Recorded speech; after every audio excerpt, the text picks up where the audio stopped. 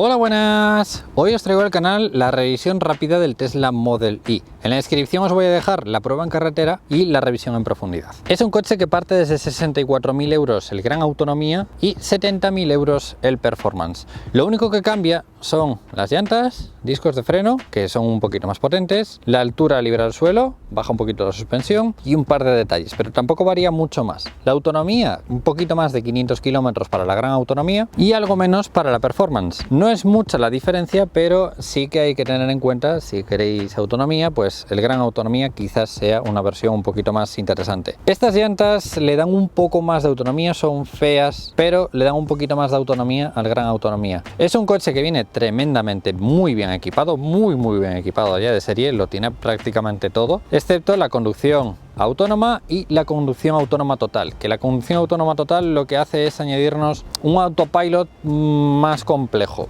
Yo no se lo pondría porque, bueno, en España no creo que sea tan sencillo. Las manillas o los tiradores serían así y el interior del coche es igual al de un Tesla Model 3, exactamente igual. Es un poquito más alto, la capacidad interior es un poquito más en cuanto al techo, pero es igual de sencillo. Las puertas, tanto delanteras como traseras, son sin marcos.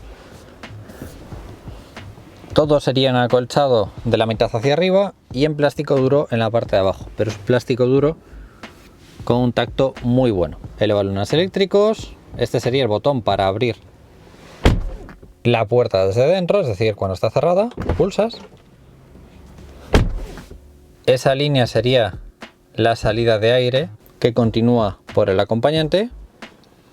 El volante es un volante muy sencillo, con dos ruedas que puedes mover para ajustarlas como tú lo configures. En esta ocasión está configurado para que esto sea el sistema multimedia y esto sea el control de velocidad y si pulsas hacia adentro los comandos por voz, pero los puedes configurar como tú quieras. Es un volante pequeñito, cómodo. Aquí estaría la pantalla, es una pantalla de 15 pulgadas, muy nítida, con muy buena definición, se ve perfectamente, con las cosas básicas en la parte de abajo. Luego puedes desplegar un par de cosillas más, el consumo, que sería energía, para que veáis el consumo que está haciendo este Model Y ahora mismo. 14,2 de consumo es un consumo muy bueno, pero bueno, en la revisión en profundidad os enseño algunas cosillas. Tampoco me meto muy en profundidad en esto porque es un sistema multimedia muy complejo, muy completo, pero bueno, te adaptas en 2 minutos. Aquí tenemos doble carga inalámbrica para 2 teléfonos móviles, forrado, con un tacto muy bueno. Este sería uno de los huecos. Es un coche con muchos compartimentos. Aquí tenemos doble portabebida. Aquí tendríamos un hueco muy profundo, toma de 12 voltios, reposabrazos acolchado. En general no le pongo prácticamente ninguna pega. Tiene un par de cosillas, como son las llantas, o como son que en el maletero no hay una cortina, pero en cuanto a capacidad, comodidad de los asientos, espacio, tanto en las plazas delanteras como en las plazas traseras, es un coche muy amplio, súper cómodo. Fijaros en el espacio que hay en la parte de atrás, es tremendamente grande. Los asientos se pueden regular para darle un poquito más hacia atrás si queréis ponerlos un poquito más tumbados. Tenemos reposabrazos en la parte central.